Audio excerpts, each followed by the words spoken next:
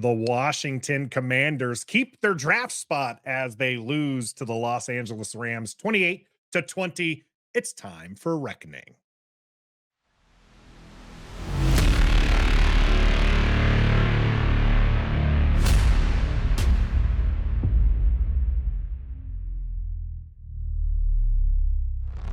Greetings and salutations, and welcome to the day after reckoning here on Ref the District. I'm Nathan Perry, back in the seat here. Hopefully that lasts all week. I've got my man Stoner this way right here as well to break the game. The day after Washington Commanders have finished their game, we like to sleep on it, watch the replay, see what it is. Sometimes not watch the replay when it's a bad one. But we do want to take a look at the game in totality and what it means for the Washington Commanders. They dropped this one 28-20 against the Rams. Several baffling decisions down the line as well. We'll talk all about that as we've got our list here. If you're watching us on YouTube, you can see exactly what we plan to talk about. So you want to make sure you stay tuned for all of that. If you're watching or if you're listening to this on your favorite audio platform, just make sure you give us a rating and review. It helps other people find us. And you also might want to head over to Bet Online as all the major sports are off in action this week. College football ready to kick off here shortly as well. Bet Online, your number one destination for all your sports wagering info, news for pro football, NBA, upcoming fights, NHL games this season. Head to the website today or pull it up on your phone as there is a mobile app. Use the promo code BELIEVE, BLEAV, and receive your 50% welcome bonus on your first deposit. Bet Online, where the game starts.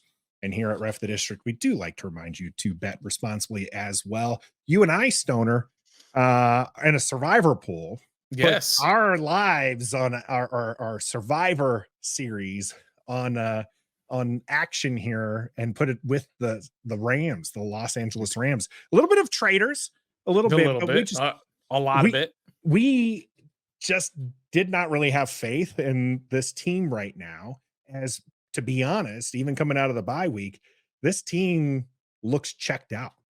I don't think that they're playing as hard as they can. And even though they did fight back in the fourth quarter, you know, Jacoby Brissett comes in, Sam Howell's benched, and they start putting up points. And then you see some excitement and you see the players, because we say this all the time, right? Players don't tank. Right. The players are not going out there to tank. However, tanking does come from the top, and it's starting to trickle down a little bit because there was some questionable decision making by Ron Rivera on the clock management side, where it was just kind of like, and we've seen this the last couple of games actually, where there's no urgency from the Commanders offense when they're down just a score or two, and it's like within reach, and we see them just kind of plodding along there. And it seems very frustrating, and we hear it in the players, the conversations they have with media. It seems like they are just kind of like, we're here in the motion. You hear it from Montez Sweat, who says that the team is just waiting to finish the season. So my question, Stoner, to you is, has the team checked out? This is going to be a very controversial statement, but I'm sorry, Nathan, the team has not checked out. The team is just not very good.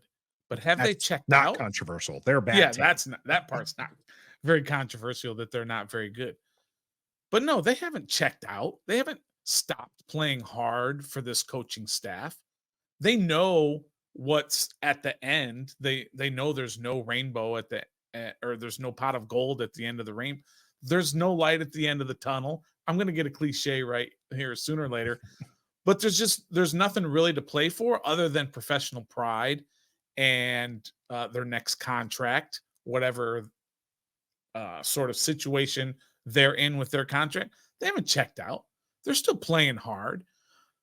But have they, one, they're not good enough, and two, is there something maybe in the back of their head where it's telling them that, don't give full effort just because, what's there to play for? There might be some of that, but have they said, I don't like playing for Ron Rivera? I don't believe that. And you won't be able to convince me of that, because none of those comments are coming out from the coaches. Sure, Montez said it, But that's because he's on another team and another team that happens to be winning. And that just kind of comes with the territory. So, no, I don't think that they are checked out. They're just not good enough right now. And on every play, you have to have 11 guys all with the same focus and make no mistakes on those plays. And if you just one guy makes a mistake, then it screws everything up. And that was happened a lot yesterday. You see some good things from so many guys, and then one player makes a mistake and it all falls apart. I don't believe they're checked out, Nathan. I'm sorry. I know people want to use that as a convenient excuse, but I don't see it. They played hard. They fought to the very end. They're doing what the coaches are telling them to do in terms of when you get that final drive or final couple of drives there at the end, and they're just being very lackadaisical. It's not because they're checked out. It's because the coaching staff is not giving them the proper instruction to get the plays going. So, no, they're not checked out. Sorry. You're not going to be able to convince me of that. You're not going to be able to convince me that Terry McLaurin is checked out and he's not playing hard for his coach. That's exactly what I was going to go to teammates. next there, as you would never be able to convince anybody that Terry McLaurin's checked out when he is going across the middle and getting walloped by linebackers because the ball's coming in late. Or how about that magnificent non-catch where he's being interfered with and it looks like he almost hand caught the ball. That's We'll point that out. There's several hand catches. Terry's been catching a lot of hate. And I came out and I said Terry McLaurin is probably a wide receiver 2 going forward, and they could use a playmaker. But make no mistake about it, guys. He's still a quality wide receiver, and he showed that in the game despite some lack of effort on some others. And I wish I was here for that conversation with you, Nathan, because as much grief as I've given Terry McLaurin over the years in saying he's not a top 10 guy, he is wide receiver. He is a wide receiver 1. I'm sorry. Are there better wide receiver 1s? 100%. Are there other guys you wish you had in there, or maybe you could get a different guy in there and be better? Of course. But he's still a wide receiver 1 and can be for this team in the right system, with the right coaching, with the right quarterback, with the right play calling, with the right offensive line, all of those put together. He's wide receiver 1. Everybody just all of a sudden wants to say Terry's lost a step, Terry's hurt, Terry has a bad he's a body catcher now and he can no longer. He's always been a body catcher. That's all bull crap. He is wide receiver 1, and he will be wide receiver 1 hopefully when they put all this stuff together. I just want to dispel that that sort of narrative that's out there. He's not A.J. Brown, but he's also not T. Higgins. Sure. To Jamar Chase. He's not. He is a number 1 wide receiver and then when you look at his numbers at the end of the year, they're going to be the same that they've always been. He can get separation, folks. Sorry. Offense has just been struggling the last few weeks, and they all want to say, well, Terry's washed. He's in year 5 for crying out loud. And he's back on track to get 1,000 yards. We did true or false on the Wednesday show you were out for. And most people did come back, and myself included, when I put it down, because it was like he needed like 75 or 80 yards a game to get to 1,000. And we're like, I don't know if that's going to happen. Of course, he just put up goose eggs. Now he puts up 143. Now to do that, he did need a little help here, as Sam Howell was benched for Jacoby Brissett. You, sir, hate that decision that Ron Rivera and Eric Bieniemy turned to the vet to try to get that game competitive, or rather, as Ron Rivera put it, to protect Sam. It just drives me nuts when he says things like that in his press conference. You know they're going to ask you. You know the reason that you benched him is because he sucked. He was terrible this game. That interception that he threw trying to get the ball to McLaurin when he's got a wide receiver or running back, Antonio Gibson right open in front of him. He won't take the easy play, and he throws across his body into the middle of the field, which he's done 5 or 6 times this year and gotten away with it, which probably says in his head, I can get away with it again. He was benched because he sucked in this game. That's why he was benched. And I wish Ron Rivera would say he was playing piss poor football, and I'm trying to win a football game for John Allen and Deron Payne and Cam Curl and on and on and on were trying to get out there and fight and scrap and win. That's why I benched his ass. However, having said that, you don't bench Sam Howell, period, the rest of this year. Let me ask you a question, Nathan. Who should Washington draft at, let's say they have the 3rd pick? Who should they draft right now? Say it. Who? I don't have a name. I haven't looked at them, but I'm going to tell you this. It's going to be a Okay. QB. Okay. It's going to be a QB. I know a You lot of say people it's a still want QB. to back Sam Howell, and I like the guy. I was the one beating the drum for him Right. all year long, but I don't know I think maybe, is it the shell shock? Is it the David Carr experience where he's just been on his backside so much that he no longer trusts what's in front of him, and he's rushing and he's, he has success with off schedule stuff. So is he defaulting to that now? There's just not enough good play. He had one throw last game, this game against the Rams, where you said, okay, this guy is an NFL quarterback. One. And he had 26 attempts to do so. Right. The whole point of me asking you that, Nathan, is because you say quarterback. A lot of people say quarterback. A lot of people say popular. Not quarterback. Tackle is probably the second most. Sure. Build up the offensive line. You build through the trenches. Right. Yeah. The point is, we don't know yet. We don't know yet if Sam Howell is the guy. And when I say we, some fans think they know. That's fine. You can have your opinion. But whoever is the front office in this offseason, whoever they decide to hire, they have to decide. That's the number one decision that this organization has after they get their GM and coach. Is Sam Howell the guy? And you don't do that by bringing Jacoby Brissett in the 4th quarter, regardless of how bad Sam is playing. He wasn't getting beat up out there. No, he wasn't getting pummeled. Sacked one time, had a couple of runs where he wasn't beat up. He wasn't hit that often. So you're not protecting him. That's a bunch of crap. That's why I don't like that he said that.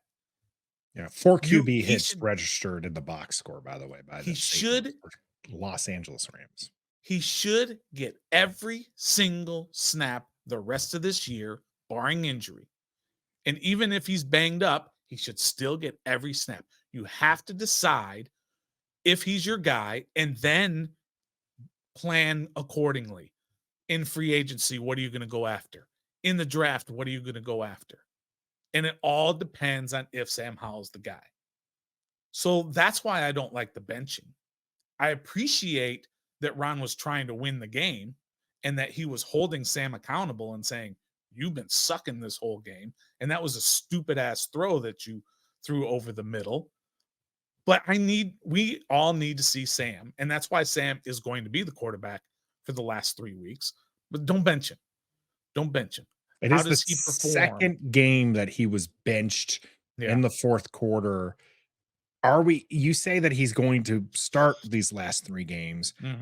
Is the faith not there? Because you got to remember, Ron Rivera, he's done, right? Eric Bieniemy, though, is still auditioning for a head coach job, or at the very minimum, an offensive coordinator job outside of Kansas City. He might end up back in Kansas City because they've had some woes, and they've been talking about how, hey, Eric Bieniemy, Coach Bieniemy was the guy who instilled all this, minor stuff that, we wish we had right now because we're making dumb mistakes.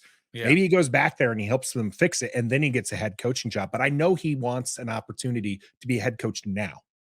So is this putting in Jacoby Brissett, the coaching staff, saying, hey, we need to work with something that shows that we know what the heck we're doing? Because Sam Howell has not been the guy. In fact, he's been rather bad for the last few weeks here. And I believe I have a stat here, and I'm going to credit at We Want Dallas for this on Twitter. Since week 10, November 13th, Sam Howell ranks as the 3rd worst in QB rating, the 4th worst in yards per attempt, and the 2nd worst in EPA plus CPOE, AEOE, nerdy stat, but one that indicates how effective a quarterback is. Sam Howell's been bad. Bad. And we keep coming up with excuses for him, Stoner. Oh, he needs an offensive line. Oh, it's the coaches. Oh, it's this. I I don't put excuses on it. Sam Howell's just been bad. When you watch him play, he's Mhm. not been good. There's been some good aspects, but there's been bad aspects. So how much of this is Sam Howell's just bad and we need a good QB to come in to show that we know what the hell we're doing? Mhm. So they play Jacoby Brissett in the fourth quarter because, like I said, they were trying to win the game. Maybe not, because they had some very poor clock management back there, and they were doing some awful, stupid decisions. Not like Mhm. benching Jalen Hurts type decisions, but they were making some bad decisions there. So how much is this is Eric Bieniemy needs to show that his offense does work, which it did work earlier in the season. They were putting up some points, but Sam Howell having bad time these last few weeks, and now all of a sudden the offense doesn't work. I don't know. It's just so hard to be able to place blame on where the blame should go, because I don't think it's any one thing. I don't think it's Eric Bieniemy fully. I don't think it's Sam Howell fully. I don't think it's the offensive line fully. It's just a combination of those things. And maybe Bieniemy was just like, yeah, we need to put Brissett in there because I need to show I'm not the idiot everybody thinks I am, and that I can design an offense and design plays that gets people open. Here, I'll show you with a competent quarterback. And that's what they did with Jacoby Brissett. But that's a little bit selfish, right? On Eric Bieniemy's part. He's trying to make him build himself up better at the expense of being able to see Sam Howell, more reps, more reps, more reps. But I just don't know where the blame lies in all of this whole season, or at least let's just say the last 4 weeks, because he had a 3-week run there where he was fantastic, It was where he good. was awesome, where he was, player of the month worthy type Had you stats that he saying was he was putting up. him. I Right, I had done a 180, but now I sit there and I watch him and I go, "What happened? Has has he got enough on tape now where defenses have been able to figure him out? Is he, as you put it, is he just sort of shell shocked from the David Carr syndrome where he's just getting beat up week after week after week? Or is he just not unable to process what should be open and making the certain plays?" As we talked about on that great throw, the wild throw that he had to Terry McLaurin when he was escaping the pocket, if he had just stood there and saw that Jonathan Williams, who was going in motion, and the linebacker was getting tied up, in the mix there in the mesh, right in across the line of scrimmage, that he was going to be able to turn upfield, and there was no safety over there. And it would Mhm. just been a simple, easy Walk throw, in touchdown. walk in touchdown. But instead, he can't process that Mhm. for whatever reason, whether he's unable to process it, he's not coached to process it, whatever the reason, he's not doing it right now. And every time he goes back to pass right now, I get Carson Wentz vibes from last year, which is I don't think anything's good is going to happen. Whereas during that 3-week stretch, I had Kirk Cousin vibes where it was something good is going to happen downfield. May not win the game overall, but the quarterback is going to look good and he's going to put up numbers and make plays. But it's just become a Carson Wentz situation where every time he drops back, I'm thinking either nobody's going to be open, he's going to make a bad decision, an inaccurate throw, he's going to jump out of the pocket when there's no pressure, which I saw him do a few A times lot as of times, well. a lot of times. And I just don't know what's going on with it, and it's frustrating. And now I've gone from it's ridiculous to think that Sam Howell is the man to thinking Sam Howell is him to now I'm back to where I'm like, I don't see it. And if these last 3 games, if he continues on this same path, let's draft Jaden Daniels and see what happens. Ooh, going with Jaden Daniels, a very popular name as of late, but Sam Howell is the quarterback. I've seen at least one poll, Stoner, Mhm. that has 50% of the fan base hoping Sam Howell will be the starter in 2024. For that Yeah. to happen, you said that he's got these 3 games to prove he's the guy. The way he's playing ain't going to cut it. So what does he have to do these last 3 games to show you he should be QB1 in 2024? He's got to be able to make these decisions in the pocket and be able to throw guys open, understand what the defense is doing, and make the proper throws. We saw him with late throws, with bad decisions, throwing inside instead of outside, not throwing to certain guys, not taking certain checkdowns when they're there for him, throwing medicine balls. He had the medicine ball to Terry that was late, number one, and number two, threw it towards the linebacker so that Terry had to go right into the line. And that play that was not intercepted, that should have been intercepted to McLaurin, which was a too deep look. He had the corner in front, he had the safety behind, and he threw it, just kind of threw it up for grabs. And the corner, who made a really nice play on it but didn't intercept it, actually took it away from the safety, who was sitting here like this, like waiting for it to enter his breadbasket. And there's just so much like that. We have to see him. He doesn't have to put up gaudy numbers. He just has to show a competency of the offense, regardless of whose offense it is. And that's just what we need to see to be able to determine if he is the guy next year. And again, he could go out there these next 3 games and be awesome for these next 3 games and still not be the guy, because whoever is going to be making those decisions might just say, Sam's not the guy. Or they might even look at it and say, this is Sam Howell going into year 3 of a 4-year contract. I'd rather start with a rookie in year 1 of a 5-year contract, potentially 5-year contract, and rather build it that way.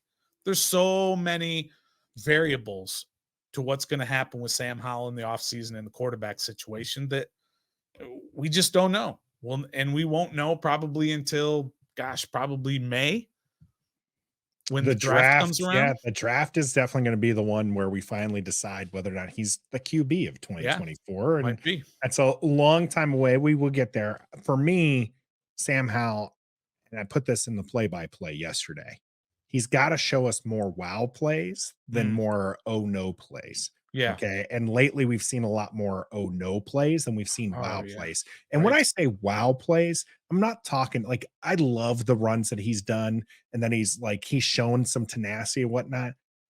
Those are hard to duplicate. Okay.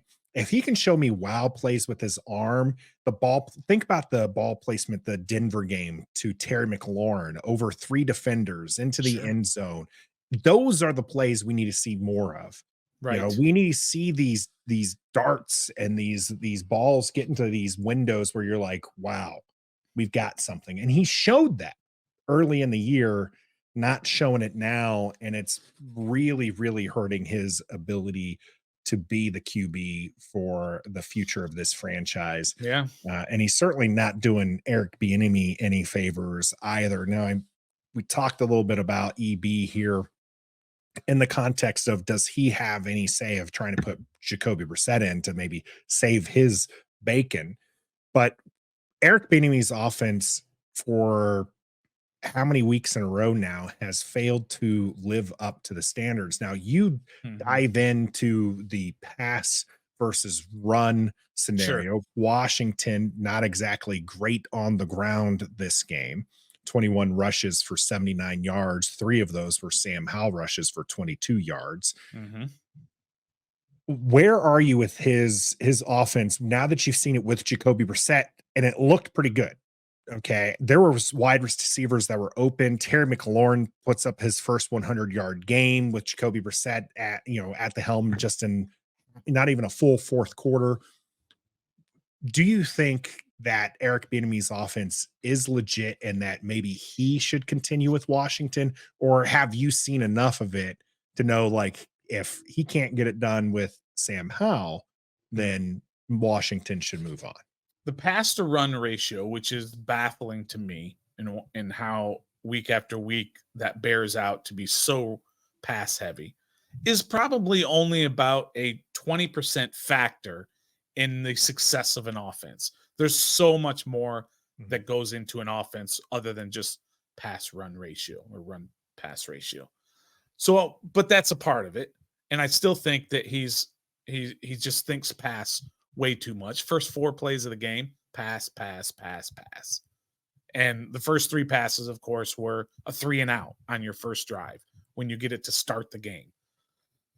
That's a part of it. What I'm not sophisticated enough is to understand what sort of offense he's designing to get guys open downfield, what sort of run plays that he's calling to maximize Chris Rodriguez's talents, if you will, or Gibson's talents, or Jonathan Williams, and so on and so on. But all you have to do is look across the line of scrimmage and watch the Rams offense. Now, look, it's run by a Hall of Fame quarterback. Matt Stafford's a Hall of Famer. First ballot, lock, no doubt about it. When he won the Super Bowl, that sealed the deal. Yeah, sure. Right. But all you have to do is watch them and watch how Sean McVay creates open guys. Every single play, there's a guy in motion in his offense. Mhm. Does that mean you have to have a guy in motion to be a successful offense? Of course not. But it creates so many problems for the defense. And all you have to do, what they were doing so much of, is just running Puka Nacua in motion, and then Stafford gets the snap and throws it out to him out in the flat, one-on-one. You got 4 yards, 5 yards. It's like an extended run play that we talk about with these quick throws. But there's always somebody in motion, and it creates these mismatches. When Cooper Kupp caught the 62-yard touchdown, he was in motion. He just kept right on going, confused the defense. Whoever was supposed to have him didn't have it. Then you have a quarterback who's smart enough to be able to see and then put it right on him with the perfect pass to a guy wide open down the side.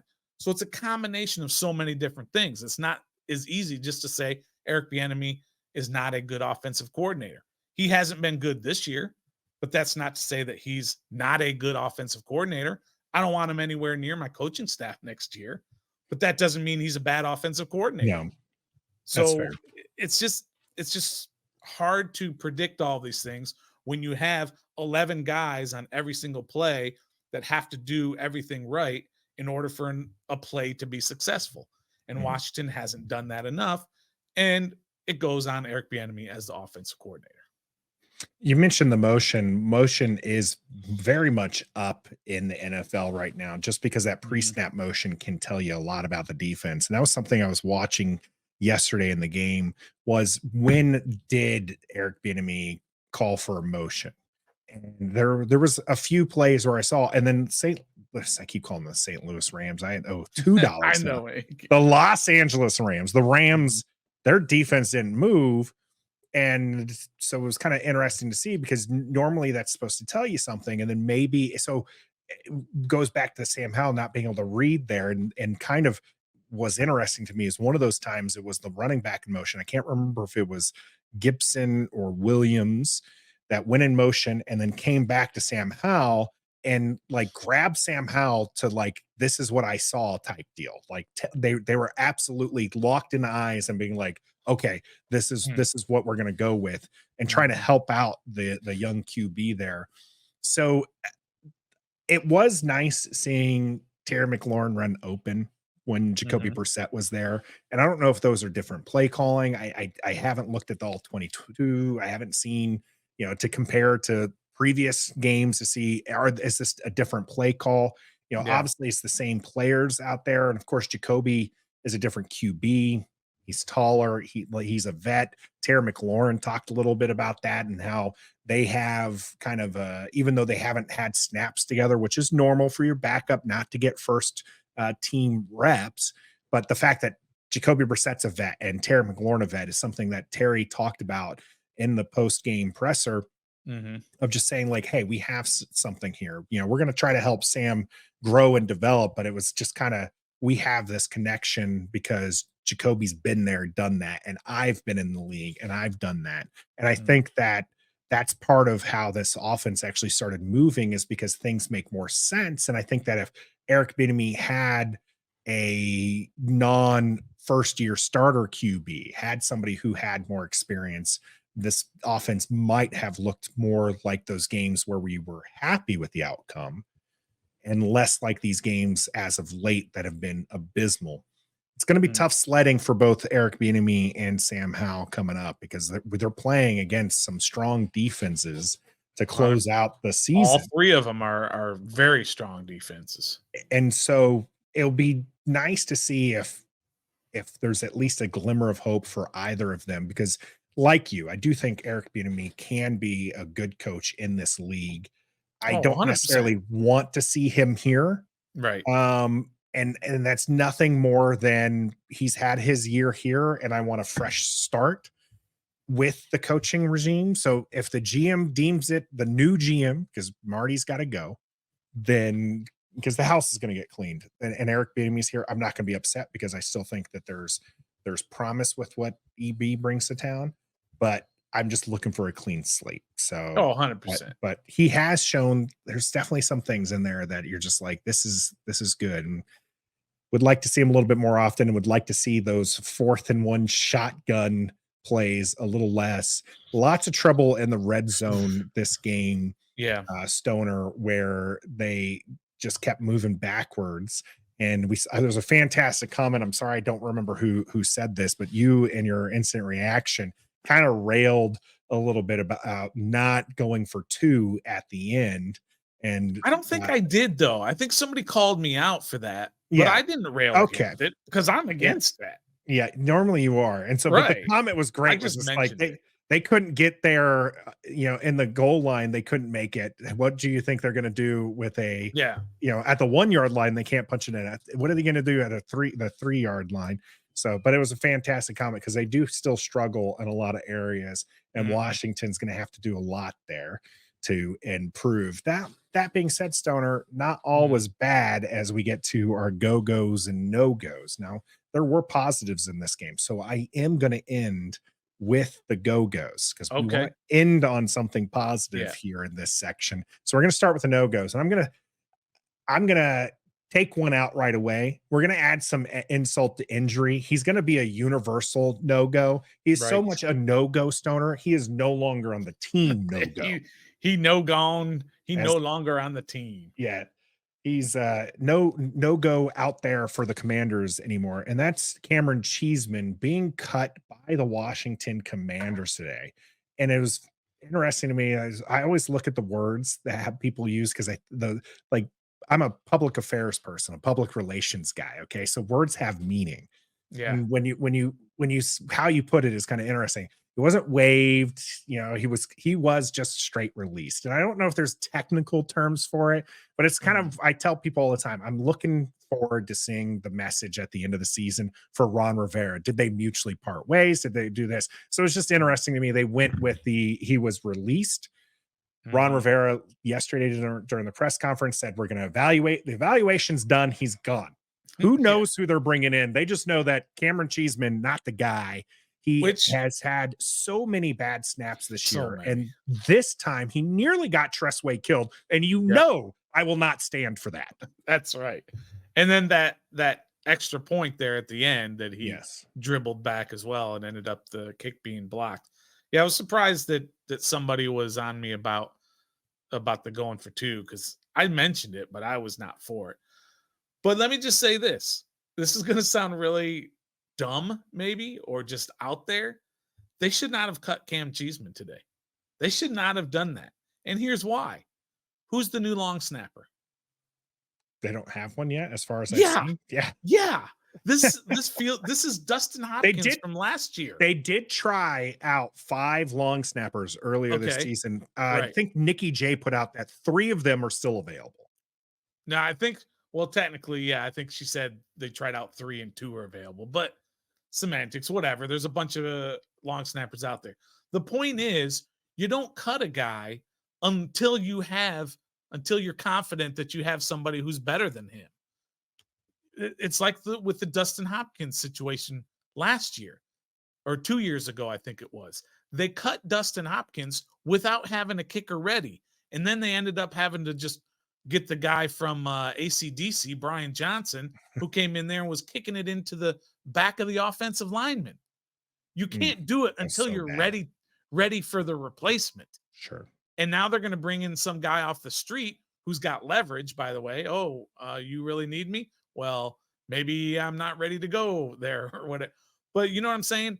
Yes, you have to cut Cameron Cheeseman. You don't cut him until you have his replacement. It's idiotic to just cut him. And here we are, and we have no idea who's going to be the long snapper. What if they bring in 5 guys, like you said, and they're all terrible? Well, they were apparently terrible earlier because they didn't beat out Cameron Cheeseman before. By the way, You tried correcting me on the spot Oh, about what was said. I it wasn't 3 and there's 2 no, left? my memory might be going stoner, Yeah. but I Was it remembered this 5? one. Nikki J's tweet here. The Commanders worked out 5 long snappers after week 2. 3 of them, Tucker Addington, Rex Sunahara, and Bradley Robinson, are still free agents. Boom, dropping Man, it. you nailed I me on that. told you. I told you I knew what I was talking about there. The I know ball stoner. I know ball. The You're right. Cameron Cheeseman, great guy. I think Yeah. that he's been a wonderful personality for Washington. Mhm. It was unfortunate that he was drafted.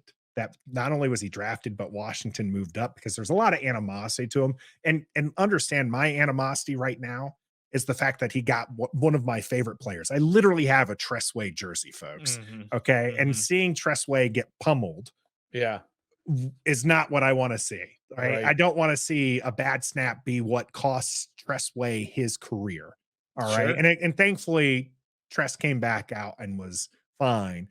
But you like there was some worry there. The guy went in, Tress went into the blue tent. He went to the locker room and it was just like, he's getting up there. He's in year 9. So he's got to make it to year 10. And he's one of the better punters in the league. And I've put him Mhm. as my go-go several times this year just because he saved Cheeseman with all these bad snaps.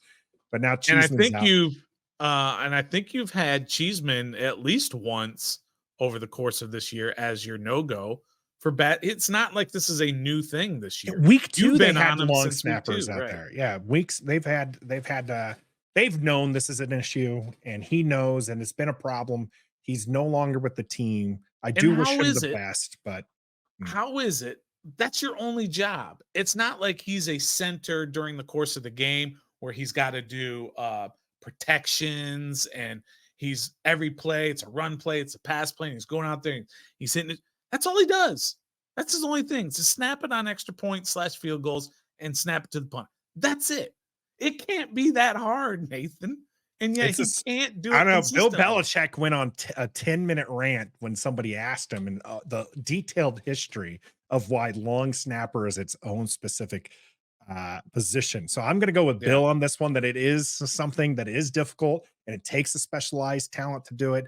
And Cheeseman was that specialized talent. He was good enough to get drafted.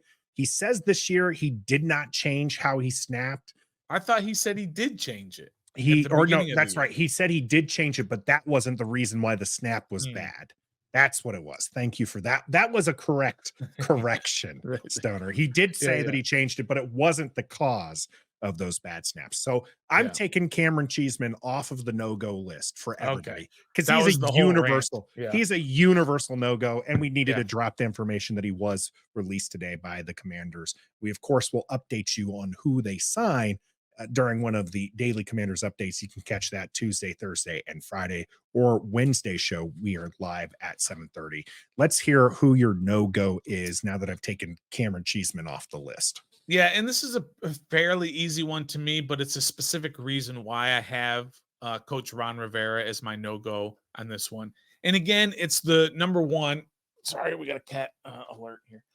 Number Rally Cat. one, rally cat who didn't help at all yesterday. Well, helped to rally, but just didn't get to finish.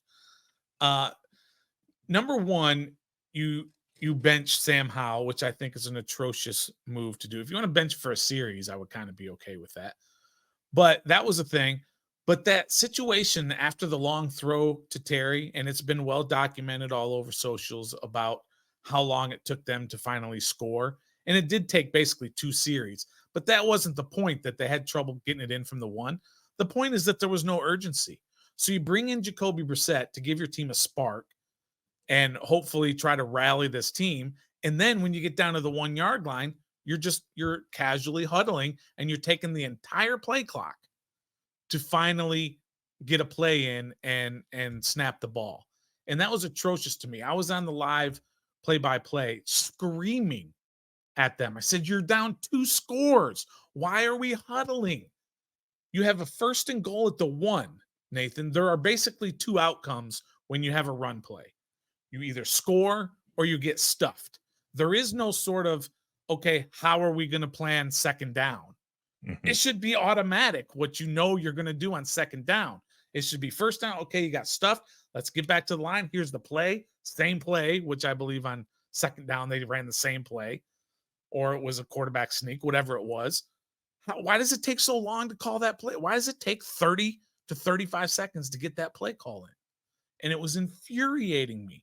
And it was on second down. It was on third down. Mm-hmm. Then they got a new set of downs from the one, and it was the same thing. Where's the urgency down 2 scores in the fourth quarter when you've already said, you've already shown, I want to make a rally by bringing in a new quarterback and throwing deep, not bringing a new quarterback and give it to Chris Rodriguez handoff after handoff. We're throwing downfield.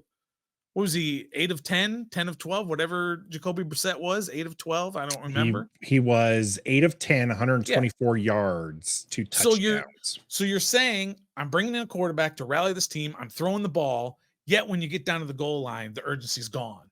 And that infuriating. Is that the tanking? Is that Ron Rivera tanking now because the direction was given to him?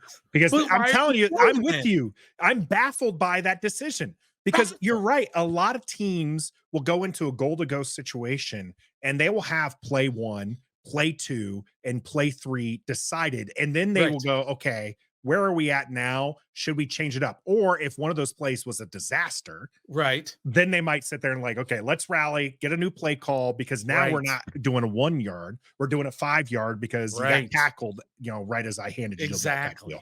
So I agree. It's baffling. And so it's bad on Ron Rivera. And Ron Rivera absolutely deserves every bit of no-go there. But my question remains, is that deliberate? The only reason why I don't think it's deliberate, I'm going to take the tinfoil hat off now, Stunner.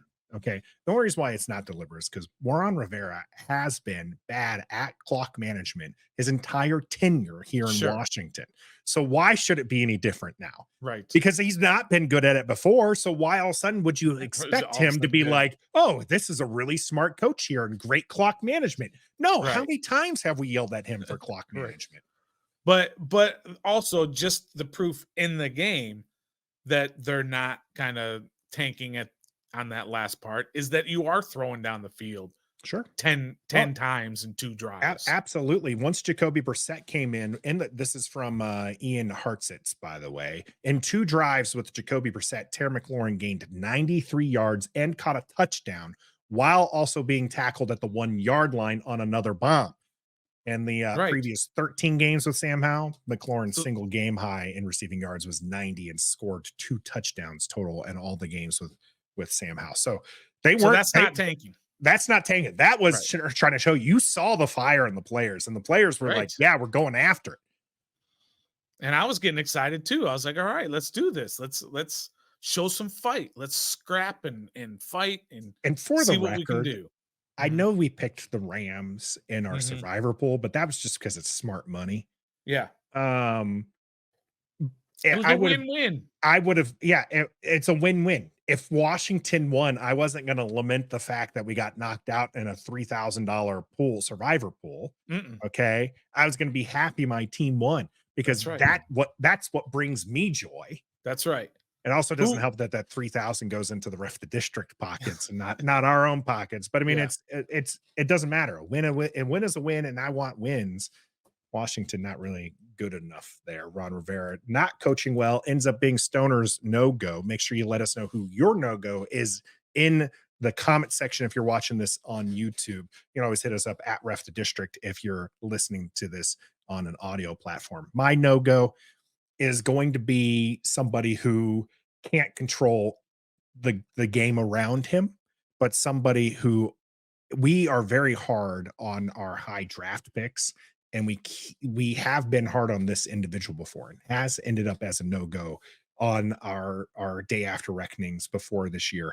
But Jahan Dotson, as the number 1 pick for Washington last season, his sophomore slump continues. And I just don't get it. But I mean, he was out there for 77% of snaps. He catches the 1 target for 12 yards. And like I said, he can't control everything. So some people will probably tell me it's not fair because he caught the 1 ball that came his way. But if you are out there for 77% of the snaps, you are wide receiver 2. Mhm. Okay. Why is the ball not getting to you? I don't know. What are you not doing? There's just too much going on. And again, it might be unfair to him, but we have been hard on our number one picks for not performing. And Jahan Dotson continues to not perform for me. And this is a guy who I not only picked up in fantasy, but I picked saying that this year might be the year that he pushes for wide receiver one. And it's He's not just even wide receiver 2. He's wide Curtis receiver 3. Curtis Samuel's wide receiver two in this Eric Bieniemy led offense, but Jahan Dotson just continues to baffle me as far as his It performances. In that same vein, Nathan, is they released Danny Johnson Mhm. earlier in the week, and said that they wanted to give the younger guys more playing time or whatever. And Emmanuel Forbes, I get it, he's coming off an injury. He had 6 defensive snaps. What sort of giving your young guys playing time is that? Your Yeah. first round draft pick? Are you going to tell me he wasn't out there for more than 6 plays because he's hurt? Well, then he shouldn't have been activated for the game if he was that hurt where he could only play 6 plays. If you're going to release a veteran, a guy who's stable, he's not great, he's fine. You signed him to a 2-year contract. If you're going to do that because you want to play the young guys, then play the young guys. But that was obviously not the reason they let Danny Johnson go, because 6 defensive snaps for your number one draft pick after you released his backup makes no sense to me. It's Yeah. another one of those just head scratchers with the personnel decisions for this management. Drives me crazy. Castro Fields also not seeing any defensive snaps, and that'd be another young guy you'd think they want to see. Now, I will say Quan Martin played 75%, all of the Yeah. defensive snaps. So maybe that's the young guy they were referring to and wanting to see more of as far as that's concerned, which is Well, also thank you, disappointing first that your rounder is. second round pick is Yeah. outperforming your first round pick. And that leads us to an excellent go section here for us. Mhm. Again, let us know your go in the comment section. Stoner, I'm going to give it to you first since I did the universal one and squash that, and then talked a little bit about my no-go. But who do you have as your go for this game? Because honestly, most games that are bad, we don't Mhm. really have one, but this one I feel like there's several good Good for you. options. Yeah, and I think Khaleke Hudson stood out. He's Mhm. in the photo here in the graphic. I thought he stood out. He was all over the field. There was a couple of times where if he's in the middle and the play's up the middle, he's going to get run over. He's just too small to kind of be in the middle to make any sort of impact. But on the outside, he's running all over the place. He's flying all over the field. If he had a number 52 on his jersey, we'd be like, man, Jamin Davis is all over the field today. But it was Khaleke Hudson, and he was. He had 14 tackles, I believe, Yep. maybe 8 Eight solo. solo, one tackle for a loss. Yeah, he was all over the place, and he popped for me. So I have to give him some love. This is another one of those personnel decisions that he couldn't snip the field all year.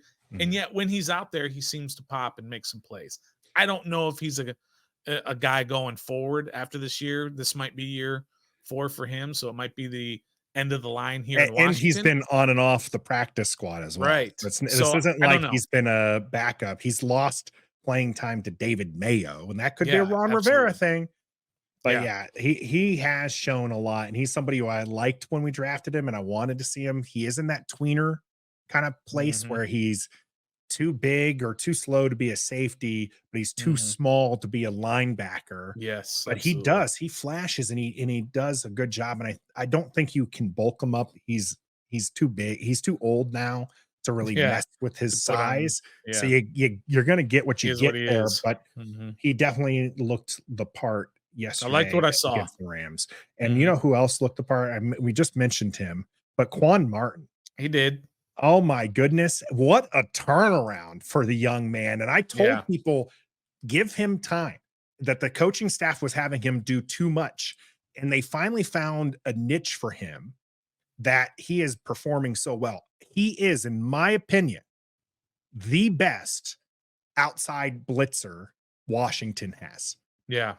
Beats Cam Curl, beats Kendall Fuller, St. Juice, anybody you're bringing from the outside, not as good as Quan Martin. He times that snap well. He's got a tackle for a loss in this game. He's just somebody who I think Washington, with the right defensive coach next season, is Mhm. going to flash, and we're going to have shades of what we thought about Defoe last year. Derek Forrest kind of coming back, and people in his second year missed the first year because of injury. And Derek Forrest looked like a legit free safety and somebody who might be able to solidify that defensive backfield for us for years to go. Mm. And now we got Quan Martin here, who I think is going to be that guy. I think we're going to see a lot more flashes from him because he was good in coverage. He was good at blitzing, and I like seeing what he does. Now, when I say he's good in coverage, he still has some mental breakdowns there, but I Sure. think the whole defensive backfield does. But I do like what I'm seeing from Quan Martin. Yeah, absolutely. And he's playing differently, as you said. It is like a 180 where at the beginning of the year he just looked lost out there and he didn't know where to be. And now it seems like he not only knows where to be, but he's going fast on the plays because he knows where to be. So he's reacting to the play, or he's not reacting to the play. He's understanding the play ahead of time rather than reacting. And Yeah. instinct are at an all-time high. Yeah, and you see his Quan Martin. confidence out there. Mhm. He had one of the forced fumbles on a peanut punch, which was fantastic. I don't remember who had the other forced fumble, but I'm pretty sure he had the first one on Kyron Williams. And oh yeah, because it was St. Juiced, I believe, who had the second one. He just kind of pulled at Kyron Williams' arm, which was a bad fumble for them. But they forced a couple of turnovers. So defensively, like you said, they gave up 28 points, but they did some good things. They stopped them on a couple of drives, forced a field goal on one, forced a missed field goal on another, had 2 takeaways. So they did some good things, but you still gave up 28 points. You can win if you give 28 points. It's not great. Not very often, but the fact that we're praising a defense that gave up 28 points, that had an egregious play where Cup is just running free. There's definitely some bad things, but there's, I think, some good things here in this game. So I'm excited to see who people can list as their go-go, especially if it's different than ours. Let's push this Rams game a little bit to the side here as we get into our final thoughts. Washington has 3 games coming up, Stoner. The Jets on Christmas Eve, New Year's Eve with the 49ers, and then Dallas to close it out.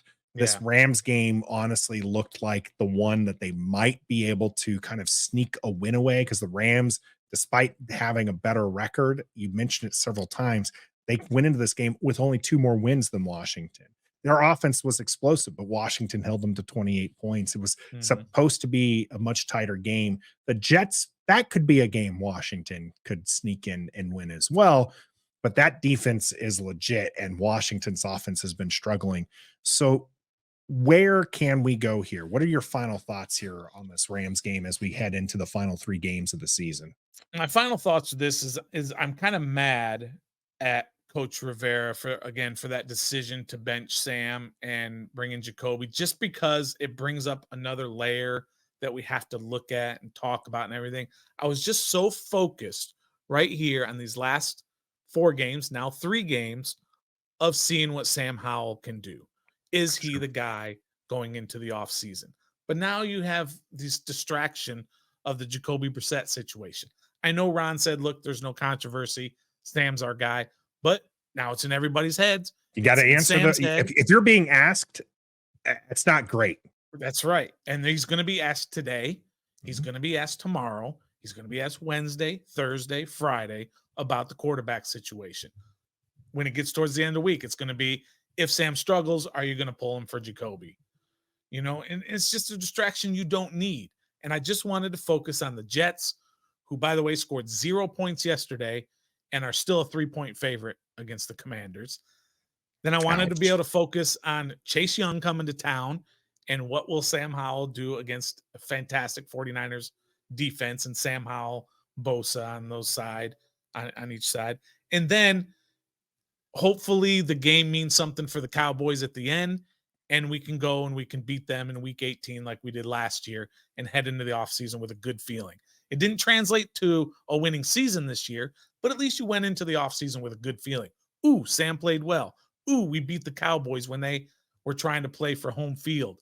This feels good. Let's take this undefeated in the preseason. 2-0. This team started 2-0, Stoner. Right. They're 4-10 now. But now here we are. The Rams. We have to talk all about Jacoby Brissett and all this other stuff this week. So my final thoughts are I'm mad at Ron for putting us in this situation now with Jacoby versus Sam. And now we have to start thinking about it this week, next week, to the end of the season, which I did not want to do. Yeah, I hear you, Stoner, and I understand it. But if there's one thing I'll say about this, it's that Ron Rivera probably did a lot of people a little bit of a favor. Benching Sam Howell this late into a lost season, which, by the way, Washington has officially been eliminated. Yep. Did Ron know? If they're benching Sam Howell, and I get that we're going to get a new coaching staff and a new GM, and it's going to be their decision. But if they're benching, if you're not good enough this late into the season, and you're getting benched by coaching staff on the way out the door, you now understand that Sam Howell is unfortunately not going to be the franchise quarterback. I know that there's 3 games left. I know that we still want to see it. I believe that I want to see more of Sam Howell, but if I'm at the point right now that if Washington spends their premier draft pick on a QB next year, because they're looking at picking top 5, they're certainly going to pick top 10. If they spend it on a QB, I'll go, yep, that makes sense. Because at this point, Sam Howell, for whatever the reasons that surround it, whatever excuses people want to put towards it, he got benched for the second time on a losing team because he wasn't good enough. He will have to absolutely play lights out for me to flip the switch here. I was been a howler for most of the season. I started wavering right after that 3-game stretch where high praise was deserved, but I started nitpicking things and realizing, hey, there's some things here that are certainly a concern, and then they've all come to fruition. Okay, I'm not doing a victory lap. I would love nothing more. When that poll came out, I too voted that I hope Sam Howell is QB1 in 2024, because my hope is we do have our franchise quarterback that we can build around. Problem is, if you're getting benched this late into the season on a 4-10 team now, in a meaningless game, you are not the answer. Hate to say it. Wanted it to be different. Loved seeing my man Terry go off. Really wished it would have been with Sam Howell, not Jacoby Brissett. But here we are, 4-10. New York Jets coming up. Washington heading up to New Jersey to face them on Christmas Eve. We will be with our families that night, so there will be no play-by-play coming for you for that one. But we will have great content all week. I mentioned Daily Commanders update Tuesday, Wednesday, and Thursday. We'll have a game preview on Saturday. We'll also have our Wednesday live show. You make sure you come out and join us here on YouTube. It's a lot of fun chatting with us live as your comments do get put up and we discuss them. We will be discussing the Jets game, and we'll see what that next topic's going to be there for the warm-up. I'm Nathan Perry. That's the Stoner. We are Ref the District, part of the Believe Network, and presented by Bet Online. And until next time, is Sam Howell the guy? Be a fan. Here we go.